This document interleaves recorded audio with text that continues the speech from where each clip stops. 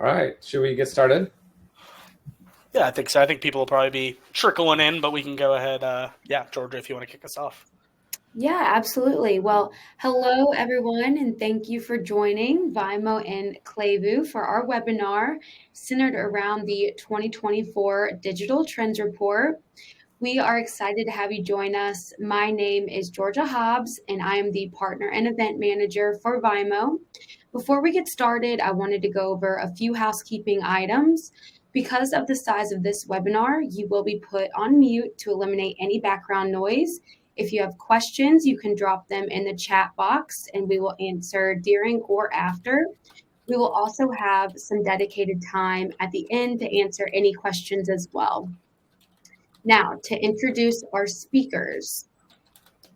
During this webinar, you'll hear from both Martin Hjalm, CEO of Vaimo North America, and Griffin Houlihan, Channel Partnerships Manager at Klevu. Together, they will discuss the latest digital customer experience trends and how you can activate them for your business. Griffin has been with Klevu for over 4 years in a number of different roles. He serves as the main point of contact for many of Klevu's North American agency and tech partners. Martin is an accomplished digital strategy, marketing, and e-commerce leader. For the past 15 years, he has focused his career on e-commerce, online media, web, social, and mobile strategy. For the next 30 minutes, we'll be covering an assortment of topics that will help you better meet your customers' needs. So without further ado, please welcome Martin Hjalm and Griffin Houlihan. Hey, thanks, Georgia. As Georgia said, my name's Griffin Houlihan. I'm a partner manager here at Klevu. For those of you guys who are not familiar with Klevu, Klevu is a search and product discovery technology that we really focus on driving traffic and boosting conversions for e-commerce merchants. We were founded back in 2013 out of Helsinki, Finland, but we are a global company. So we have offices in Helsinki, we have one in London, Ahmedabad, India, one in Sydney, Australia, and then our North American office where I am located is in Atlanta, Georgia. As you can see on the slide here, we work with over 1,000 merchants worldwide, 100 plus partners, and you can see some of the other statistics that we have as well. All right, thank you, Georgia. Martin Hjalm here. I'll do a quick introduction of Vaimo. So Vaimo, we are a full-service digital experience partner. We've been around for a while. We actually started back in 2008. We are globally headquartered in Stockholm, Sweden. And similar to Klevu a little bit, we have offices all around the world. I think we're about 15 different countries today. But what we really do is really around consulting, experience design, solution development, analytics, and customer service in the fields of digital commerce, content management, data management, and insights and activation. At the bottom, you see some of our key partners, obviously including Klevu, who we've been working with for many years now as a core partner, or key partner of ours. I am here in the US and I'm currently based in Louisville, Kentucky. So based on that, let's kind of jump into it. Before we go into and sharing our trends and some recommendations around how you can activate on those trends, and then also some examples to kind of bring them to life a little bit. I want to share a little bit how we arrived at these trends. And what I'll say first of all is that these trends, it's not the full set of trends. So this is a little bit of an excerpt or a pull-out of a handful of trends related to customer experience that we pulled out of this trends report that we created for 2024. So the way or the methodology behind it is that together with Klevu, Vaimo sat down and actually identified some key experts in certain areas of user experience, customer service, product data management, consumer data and insights and activation, and also omnichannel communication. And we interviewed them and kind of took the temperature on what they're seeing as the big key trends that businesses need to be aware of for 2024. You'll see a list of the people we talked to here, but we took that insight and then we also supplemented it with some third-party research data to kind of round it off and make sure that what we are looking at internally doesn't differ too much from what's going on in the marketplace as well. So that's methodology. With that in mind, let's kind of jump into it a little bit. So to start with, just setting kind of the overall kind of theme of these trends that we identified is that customer experience is really continuing to evolve. And what we're seeing going into 2024 is that immersive customer experience, or immersive CX, is really becoming a new standard. And it's really starting to redefine how companies engage with their customers. So if we break that down a little bit, what do we mean by immersive CX? So what it really means, it's representing a significant shift to more of these kind of fluid, natural, and uninterrupted interactions that customers have with each other, as well as with companies in the business that they buy their products from.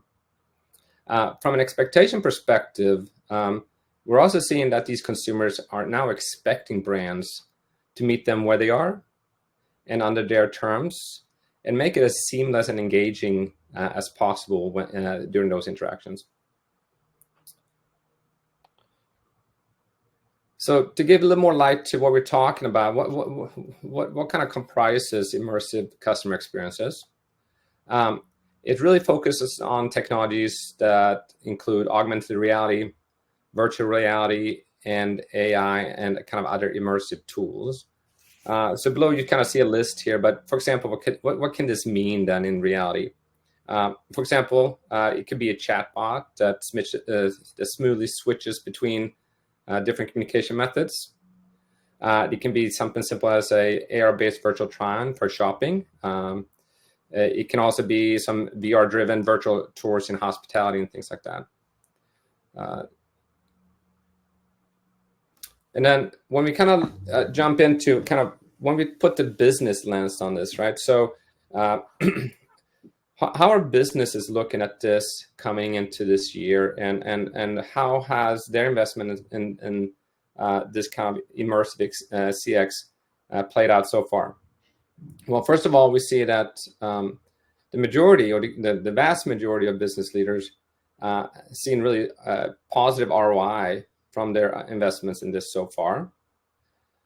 Also, the vast majority of leaders also agree that great customer experience is essential to meeting their goals. Probably a little bit of a no-brainer, but I think it's worth calling out.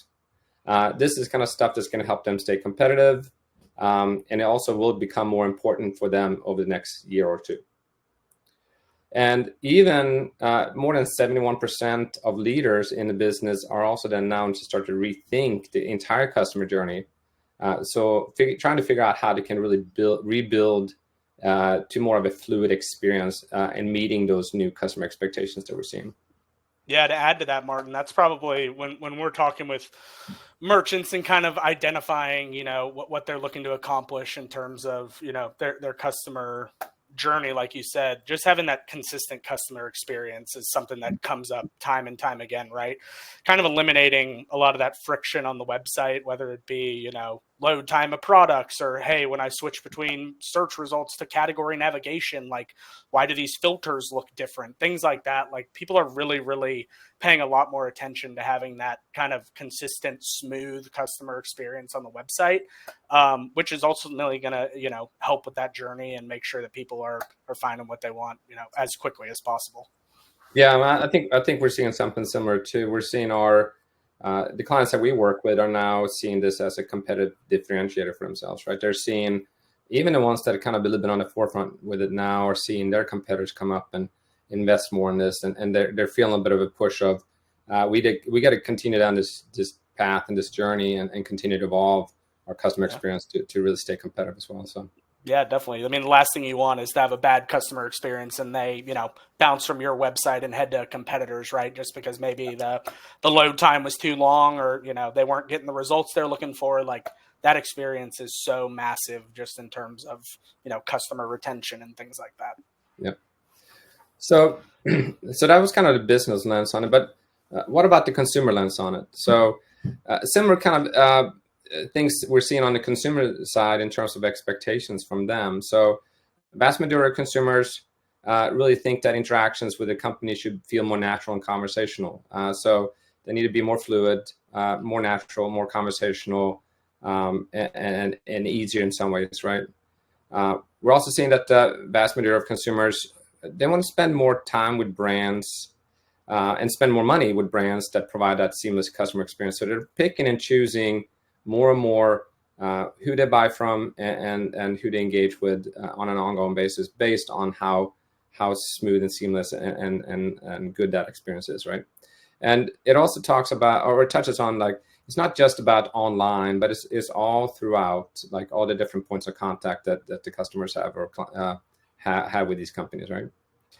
And then lastly, more from kind of just a little bit more than half, a tiny bit more than half, about half of consumers also see it as a way of, like, if they have one bad customer experience, they're not going to come back. They go and switch to another competitor. So hence the need to really kind of keep up with competition or stay ahead of competition in this space to make sure that you retain the customers you have and then also gain new ones. With that, so that's kind of the setting context overall for the kind of the theme around immersive CX and why it's important to pay attention to. So let's jump into the first trend to kind of break this down into a little bit more detail. The first one is around customers desire more personalized experiences. I think this is a little bit of a no-brainer. We've obviously talked about that up to this point, but to break it down a little bit, from a numbers perspective, 62% of consumers really feel like most companies should do a better job of personalizing their experience online. So it's kind of a balance a little bit between you don't want to be too creepy with going too detailed and know too much about the customer when they're engaging with you and visiting your site, for example. But I think we're seeing a shift in this within the consumer base. I think it's been around for a while now, and yeah, consumers feel more comfortable and understand better more what kind of companies capture and kind of data they capture on them, and they expect it, right? Griffin, did you want to add anything to that, by the way? No, I think you hit it on the head there. That's perfect. Okay. So what's this mean then from kind of an activation perspective? This is pretty high level, and this is more tailored to how deep we can go in today's webinar. But I think one of the key things to really pay attention to going into 2024, and if you're not aware of this, you need to be aware of this. It's really Google eliminating third-party cookies by the second half of 2024. So that's going to be a huge change and shift in the type of personalization you can do in your online efforts, at least from a marketing perspective, right? So what you need to start thinking about is how can you move to more of a first-party customer data setup? What are you doing on your end to start capturing data on the customers that you interact and engage with?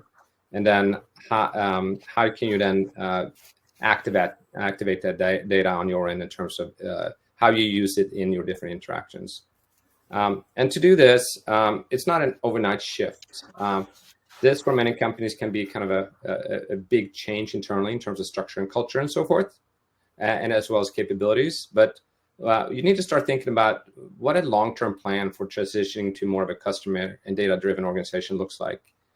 This is the competitive advantage that you need to be aware of going forward. So develop that longer-term plan, but then also don't make it too long. Like, you also got to start realizing some short wins and quick wins in the short term. Kind of get value out of investment there. And I think the other thing we've seen with our clients is that one of the biggest challenges is you have all this data, but it sits in different silos around the organization.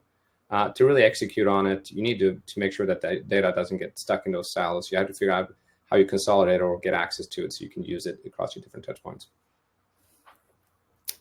So with that, Griffin, you want to give us an example of kind of an actual personalized recommendation approach? Yeah, definitely. So one of the areas that we found that can really help kind of, as Martin would say, personalizing that shopper journey, and it kind of makes the shopper feel like, you actually are taking into account what they're looking for, and you kind of care what they're looking for, right? So personalized recommendations, those are going to be a great way to improve shopping experience for your customers. having those recommendations in a search bar, as you can see in the GIF here, can be especially powerful. We see that the shoppers who are coming to the website and who are interacting with the search bar, those are going to be your highest intent shoppers, right? Those are going to be the people who, they generally know what they're looking for on the website, or at least they have, a starting point. And then they're not maybe just browsing categories or kind of seeing what you have. So, when they're coming to the site and they're seeing these recommendations in front of them, even before they start searching, that ultimately sets them up for, a more successful shopping journey.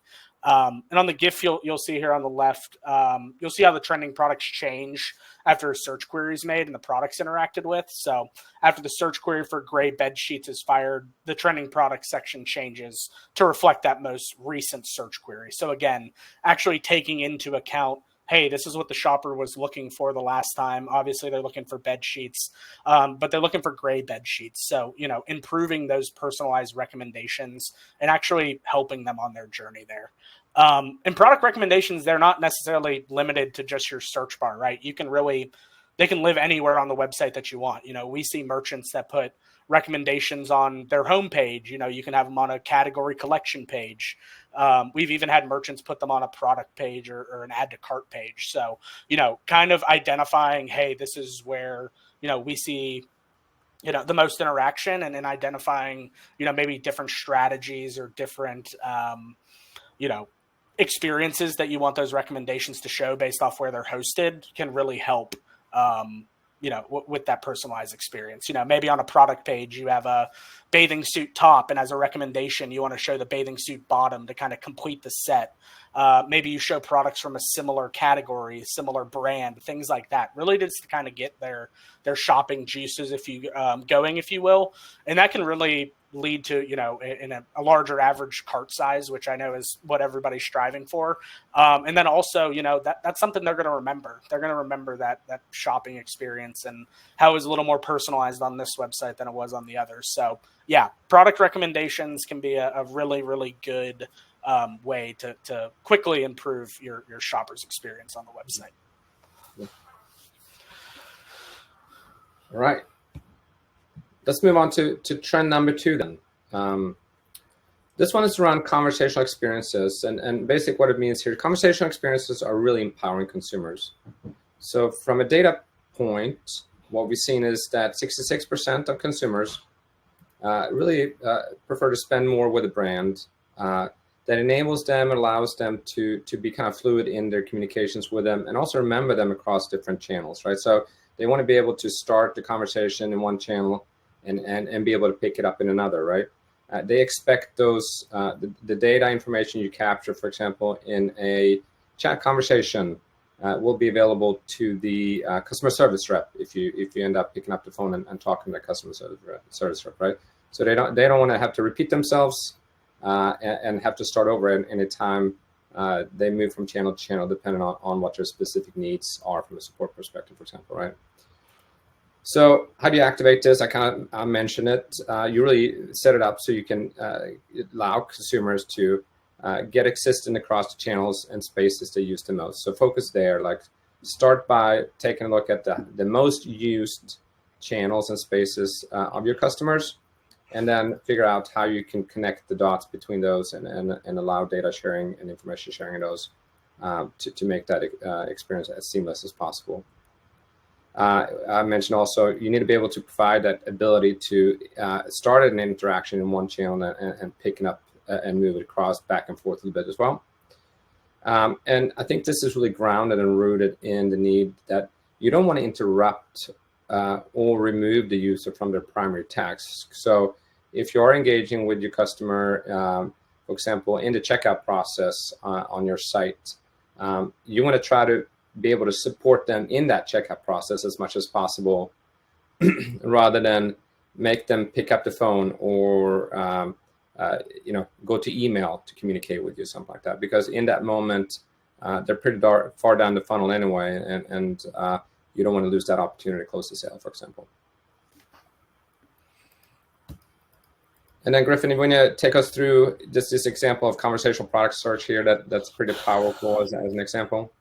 Yeah, absolutely. So conversational product search has always kind of been at the core of, what Klevu offers.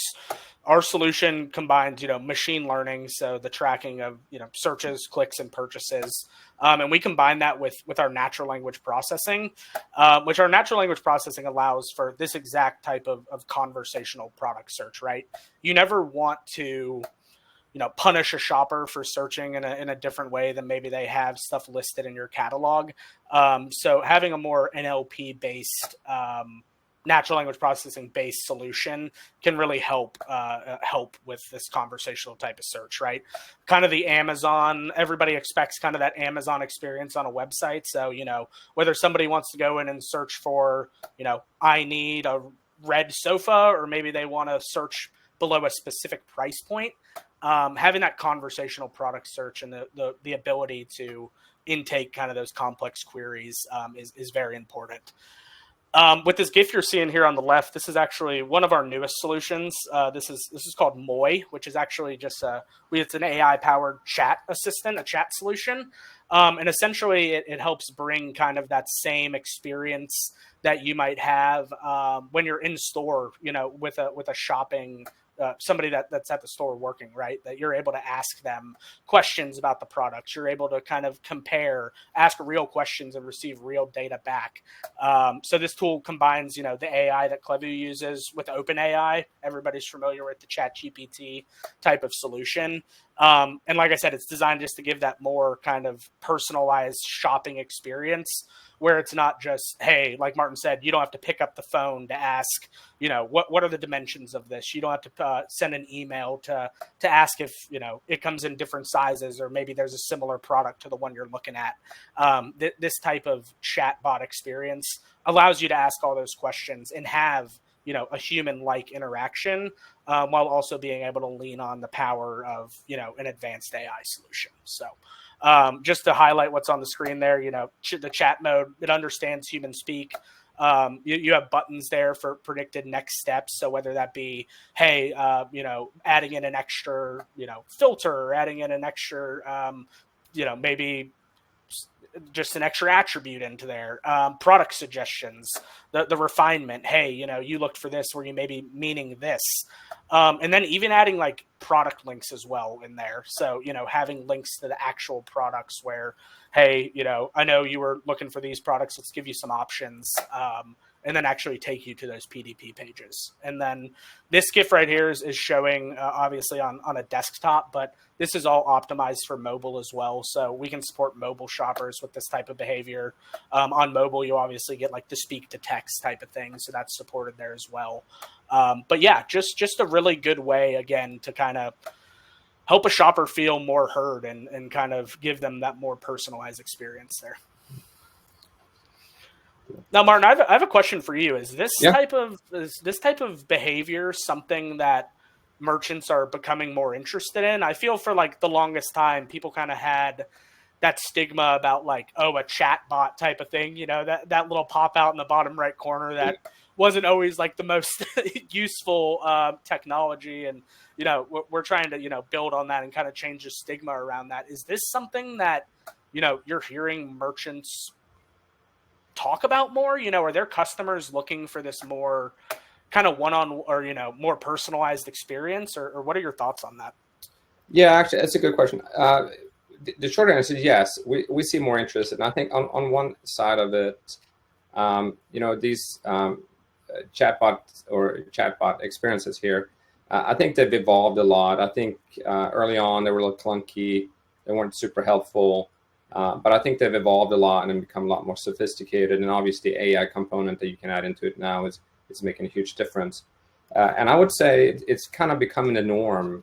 And I think a lot of times when we work with merchants in the past is that they may already have, especially if they have retail stores and so forth, they already have a call center, right? So for them to add a kind of a chat functionality on their site, it's meant a little bit cumbersome, because then they have to go and train some of the customer service reps to either be the actual chat assistants or use a kind of a clunky automated chatbot that may not be that useful, right? But I would say it's kind of like it's expected now. I think if you don't have this functionality today, at least in some form or fashion on your site, you're not keeping up, because I think from a consumer perspective, it's expected to be there, right? So even with this new AI powered search that you guys are offering, I think that it's kind of the next level. It makes it so that retailers don't have to have an actual human behind it, and it's fully automated, and it's slick enough and smart enough that it provides a great experience for the consumer. So definitely more and more of this too. Cool.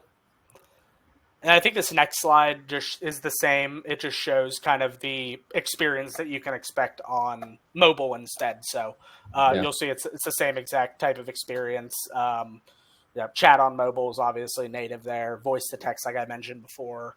And then, I know a lot of times, especially for someone like me, like it's easy to hit a lot of different keys, like all those tabs, and it's very easy to navigate and to make function, even on mobile.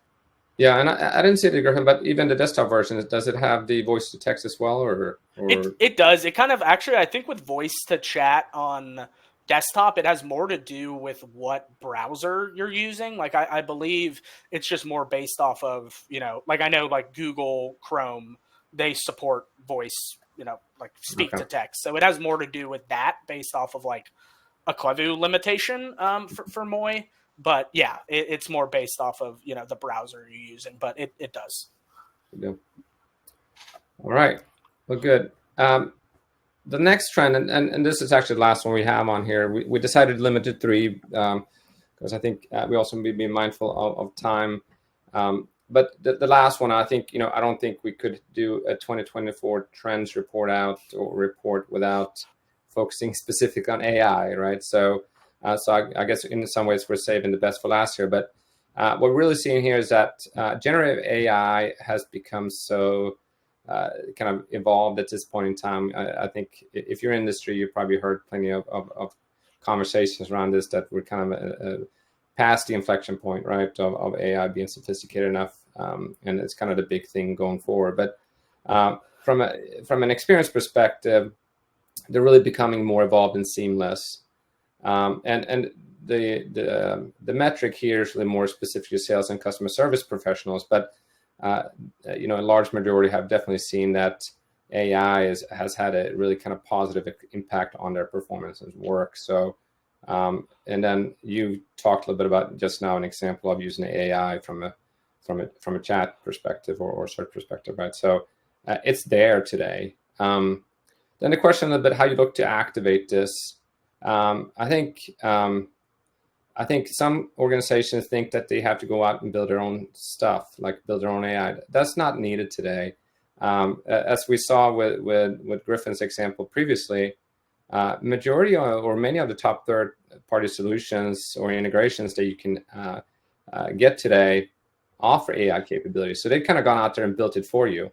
So it's really around, figure out where you need or can leverage AI in your customer experience, and then go out and find a third-party solution that they can deliver that for you, provide that for you, right? So you don't have to have an in-house team that builds this for you, because it's plenty out there already, obviously with differing capabilities and value offerings and propositions in that sense. But yeah, I think you hit the nail on that there, Martin. I think a lot of it is, we pride ourselves on being an AI-powered technology. Like that's one of our big kind of main pillars of what Klevu offers. I know AI is a real big buzzword in the industry and has been for the last couple of years. And it can mean a lot of different things for a lot of people, but, we here at Klevu, that's how I can, what I can speak to is we kind of pride ourselves on being in the middle of that, like automation and control. When it comes to AI, I know a lot of merchants, they're kind of concerned about, letting an AI take over and merchandise their whole category. Like I completely get that. Most solutions, I know Klevu, we offer, that kind of mix of control there. So, you're still able to go in and, affect the search results in any way you want, or, maybe put in specific rules to boost specific products. But really what the AI is there to do is to help you not have to spend so much time in there manually going through and reordering products and assigning them. Like let AI take some of that work out of your hand, and still put in your own business touches and your own business logic when it's needed. But AI can be super helpful in automating a lot of the day-to-day stuff that's taken so much time over the years, that we can now take some of that time out of your hands and help put that back in the business somewhere else. Yeah, and just to call out here, the term generative here is that it does a lot of its own self-learning, right? So it's sophisticated enough to you don't have to be there and train it on a day-to-day basis. You most likely have to do some initial training and setup for it, and you definitely need to monitor and make sure that you get the outputs of it. But it's definitely increases productivity of your team because you don't have to go so deep into it. And most people want that little input to be able to, like I said, put their own business logic and spin on it. And maybe different times of the year you want different products boosted that maybe the AI wouldn't pick up on necessarily. Like that's a lot of what comes into helping use AI to merchandise, is kind of striking that balance of where you need to be there. But yeah, absolutely. Yeah, and I'd say too, I think to add to this, we've had clients come to us or prospects come to us and ask us to build out their AI capabilities and so forth. And although we could do that, I think from our perspective as a digital experience agency, I think the starting point is usually, well, let's look to see what's out in the marketplace already. Let's not reinvent the wheel. If somebody's already kind of built it, and let's see if we can take what they have, either customize it a little bit to fit that the client's specific needs. But ultimately, I don't think there's been maybe a couple of times where we haven't been able to find the type of AI capabilities we're looking for. But majority of the times it's already there. So let's not reinvent the wheel. 100%. Yeah. So going back to kind of the how to activate here. So you definitely need to understand and prepare the data you're capturing, right? And your third-party solution partner can definitely help you with that. Yes, there is a little bit of training the AI, but not very heavy lifting. This more kind of point in the right direction and make sure you have the right business rules in place to meet your specific business needs. Obviously, look to then integrate it with your customer experience channels, right? Otherwise, you wouldn't get much value out of it. But then also lastly, make sure you are compliant with the data protection laws. So it's probably, that's a little bit of a nascent space here. You can't just throw it out there and think you're okay. You need to keep some eye on it, make sure that you're not breaking any laws, right? Right. Yeah. So with that in mind, just an example of using Gen AI for product visualization. This example is pretty basic, but it just kind of shows casing how it could be used in a simple way to make the customer experience a little more fun and engaging in some way. So here we have first off, which is a site that sells tires.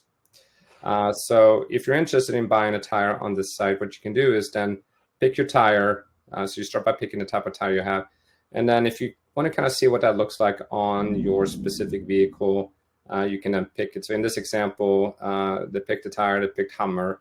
But in addition to that, maybe you drive your Hummer mainly in the desert and you want to see what that kind of looks like. Like I said, it's a little bit more fun and kind of engaging, but it can also then be helpful in some ways, depending on how you kind of make your choices around what kind of products you want to buy and being able to see that in a real life environment. So you can take this and maybe apply it to some other things. You can definitely do it from a virtual kind of try-on perspective. If you're buying clothes, if you're uploading your own body or image of yourself, you can do it with anything. You can do with earrings, you can do it with jewelry. So it has pretty broad kind of applications in that sense. But this is an AI based, so it can provide a pretty kind of unlimited number of options of vehicles and scenery that you put this into. So it's a cool thing about AI generated imagery today, because it can pull all those different components together. With that in mind, that actually concludes our webinar presentation today. So we're going to move into the next and last section of this, which is around Q&A.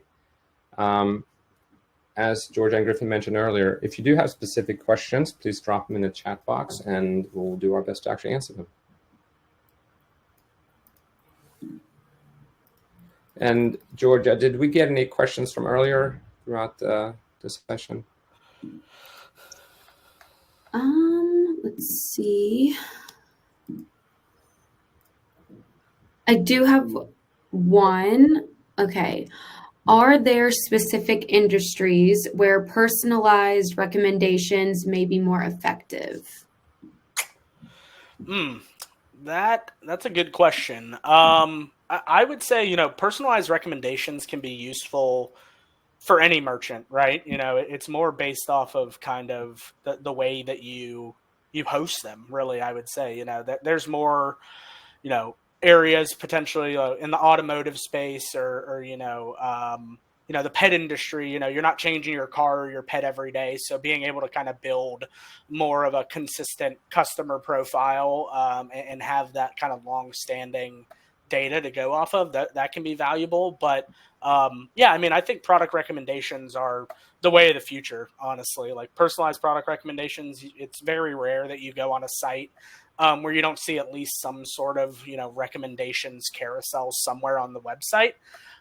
It's just more about kind of, what is going into those carousels, right? So spending a little bit more time kind of thinking of your strategy behind, what you're actually showing in the recommendations carousel, I think has more of an effect than, necessarily there being the right or wrong industry for it. I think it's just, different kind of use cases and different strategies depending on, what that industry might be. Yeah. What about you, Martin? Any thoughts on that? Yeah.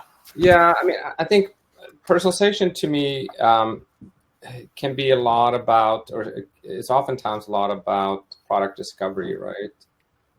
It's I'm buying a product and I may not be aware of all the other kind of relevant products to go with it, especially from sites with large product catalogs, right? Where and I think sites with large product catalogs sometimes have the challenge of discoverability. Like how do we present or how do we make it easy to the shopper to discover all the different products we have? So you can use that personalization in that setup to help discoverability, right? So you may have and this goes back to capturing user data too. So if you do a good job of capturing data on what other shoppers are buying, you can then make some assumptions around that and present those similar products up to other shoppers when they're looking at the same products, right? So I think that's one way to do it, and I think that's when it's really helpful. So that's just one way. Yeah. Awesome. We've got another question from Honey. What is the best way to implement personalization for B2B? So maybe I can start with that one. I think I think on one side I would say the same way you would do for D2C in a sense, right? And what I mean by that is, and in many ways, B2B shoppers are also D2C shoppers. So they're bringing their same kind of expectations into the shopping process from their personal lives into the B2B shopping experience, right? So I think that's one side of it. But I guess from kind of a macro perspective. But if we're looking at B2B, I think it depends a little bit on the specific kind of product and industry and so forth, and you would have to tailor it to that. But I think in similar ways, I think that on the front end of it, a lot of B2B sites, they require login on the front end. So you already know a ton about the user. So, you kind of, a lot of times you have forced the user to create an account. You already know what kind of products they bought in the past. So you actually have a lot more data oftentimes to work off of to personalize the experience than you do from a D2C perspective. So then I think it gets into kind of matching that to what kind of purchase and shopping habits you've seen from your B2B buyer and personalizing based on that. And then also mapping that back to what your internal strategy is around, if you want to increase sales of a certain product that you have, or maybe you have a large inventory of products that's kind of expiring and you need to kind of get off your shelves. That could be another way that you can kind of personalize. So you can present up these products and maybe layer in some discounting and so forth to move products a little faster, things like that. All right. Yeah. We've got another one in the chat from Mike, wondering if any customers have discussed pairing AI not only with what recommended products appear at a given fixed point, for example, PDP, but where said recommendations appear on a visitor by visitor basis. Yeah, I mean, this is a very interesting question. Not something that I've actually thought of. Definitely makes sense, kind of why you would have this. I would, I haven't seen this personally, kind of, changing the area that you host recommendations based off of, who that specific shopper is. Kind of my thought process for it is, the more areas that you can get recommendations in front of people is probably the better, the more chances for them to, see these products and it just be an extra touch point, at least from Klevu's stance. But no, that's very interesting. I mean, Martin, is that something that you guys have dove into at all in terms of kind of looking at who the actual customer is and where those products might appear versus, just hosting them on the homepage, the category? Like, that's kind of the general approach that a lot of Klevu customers take. And I guess you could look at, heat maps and things like that, but that's more of a kind of a customer basis as a whole versus like a, one-to-one.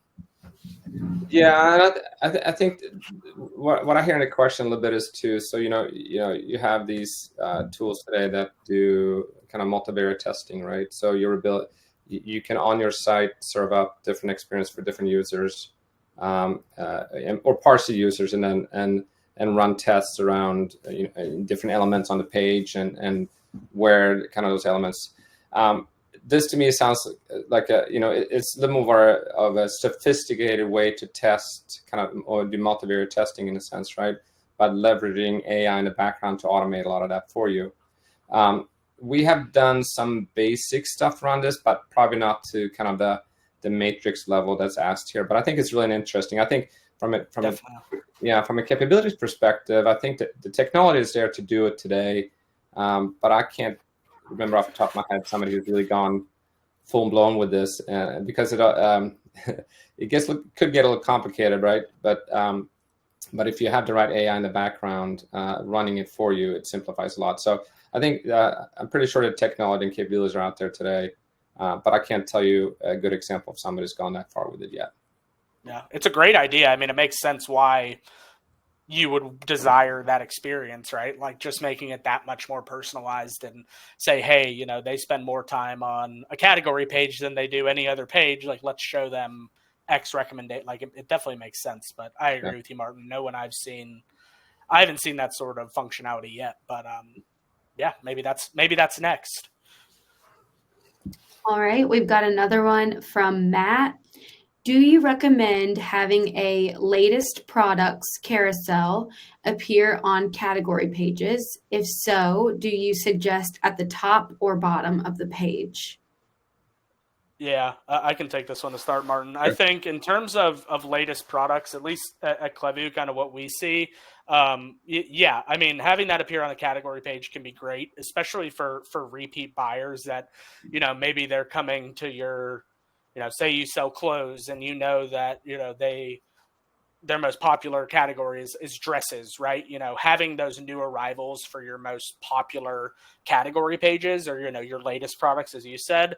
Yeah, absolutely. Like, especially for your repeat buyers, that's an easy way for them to see, hey, these are the new arrivals since the last time I was on the site buying something. Like that's an absolutely great strategy in terms of category pages. In terms of hosting them at the top or the bottom of the page, with Klevu, you can host them really wherever you want. Most of our merchants do have them at the bottom of like a category page, but there's nothing stopping you from putting them at the top of the category page if you wanted to get their eyes on them quicker. Typically, we see them at the bottom, but that's more of just, I think, the natural kind of scrolling progression that people make, where you get through maybe 3 or 4 rows of products and then you want to show recommendations, versus starting with recommendations. That might kind of limit their browsing within the category, if you will. Yeah. And I think this could be something you can definitely test into. I think, Matt, Definitely. I don't know. Yeah, I don't know what kind of products you sell and so forth, and the rest of kind of what that category page design looks like. But I think one thing, I think also, Griffin, I think the reason why a lot of them sit at the bottom is because, if you go on Amazon.com, right, and shop, and you're on a category or a product page, where you can find those other latest products or so forth, right? So consumers kind of been trained, and as you mentioned, it's they exist in the same place on most pages or product pages or category pages. So consumers know where to go look for them if they're interested in seeing what those are, right? So it's a little bit of a trained behavior. I think where we see a lot of people kind of get more creative with the location of recommendations is on that PDP page, because I think there's some cool things you can do in terms of like the completing the set type of logic there, where you show, hey, these are the 3 other products that go with this product that you're looking at. Like, I think people do cool things like that, and also potentially even hosting like multiple carousels on a page, right? Maybe you want to have the completing the set logic, but then you also want to have a secondary carousel of, related products or things like that. Like, people get really creative, it seems like, on the PDP page and the checkout page. Obviously, those are going to be your pretty high intent buyers, so getting a little bit more personalized on those 2 pages, like if they've made it that far, you're pretty close. So yeah, I think we see a little bit more creativity in terms of styling and hosting them in different areas on those PDP pages and like the checkout add to cart page. Yeah, Matt, thanks for sharing Station and Pence mainly. Station. Yeah, and I think I don't have a ton of experience with that kind of product set or those products, so unfortunately I can't give you any kind of a specific recommendation on that. But other than, I would test it out, and if you have kind of that right third-party tool to use, and it has AI, the AI component can definitely help you with testing it out to see where it performs the best. So. All right, we've got another one from Honey. Can AI assist with personalization for generations? There are 4 generations that are shoppers now, and each group has its own characteristics. Griffin, you want to take that one? Yeah, that's a good question. So in terms of personalizing for generations, I know at least with Klevu, we don't necessarily get down to that granular. We're looking for more of like common shopping trends between multiple shoppers. So I guess, technically if their shopping journeys are, different based off of, what generation they're in, or, what they're looking for is based off of that, then you could start kind of splitting them into those groups based off those characteristics. But that would be really the way that I would see kind of attacking that is, at least with Klevu, our personalization is automatically going to kind of, group like-minded shoppers, if you will, together and show them, similar products. So you kind of start to get that, generational split, if you will, just based off of that. But yeah, hopefully that answers your question, Honey. Yeah, and actually, Martin, I have a question to kind of add on to that. So, yeah, my assumption here about what Honey's asking about is if it's a B2B site, they have customer data on which generation the user is part of. Could they feed that into the Klevu tool, and then that could be like an indicator of which experience to serve up to them based on. Yeah, that's a great question. So we definitely can intake like historical customer data. I think it has a lot more to do with like, what products are clicked, and it's more like behavior based off of that. I would hate to just tell you one thing and it be the wrong thing. So I'll kind of stop my answer there. But yeah, I know we can take those historical data and feed it into the algorithm. But based on like, having these predetermined generations already set and serving up different products to them, honey, I'll have to follow up with you on that if that's okay. And get a little bit more information on that, and I'll follow up. I just don't want to speak out of turn and give you the wrong answer and have to backtrack. So, well, good question. It's interesting. Yeah, no, that's a very good question. Yeah, and there's also other ways you can do it. I think if you have a PIM, I think you can leverage your customer data and your PIM and create different customer groups and so forth, and serve up different products to those customers based on what you know about them and so forth. So there's other ways to do it. It sounds like you just have to do a little bit of a deep dive into exactly what that could look like. Okay. All right. So I think that was the last question, right? Yes. Okay. And I think we're probably at time anyway, right? So yeah, I think we're at 5 minutes till, so we did pretty good. Okay, cool. Well, thank you. First of all, thank you for the questions. It's nice to have good engagement and questions, and hopefully you got some value out of our answers and also the conversation and the information we shared today. I think it's on me to talk a little bit about next step. So standard process. After today, we will actually, as a registrant for this webinar, we will share with you the presentation deck that we went through today, so you have that. And outside of that, I think just a big thank you for all of us for joining, attending, and engaging with us. Hope you learned some new things from us, and don't hesitate to reach out with any additional questions that you have. We'll be happy to follow up with you if you want to go a little deeper on some of these topics and get some more specific answers or information from us. Yep.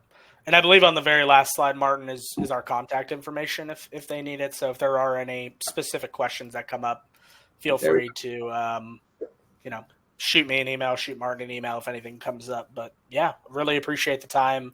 Hopefully this is a good kickoff to everybody's 2024. And yeah, looking forward to seeing everybody next time. All right. Thanks, everyone.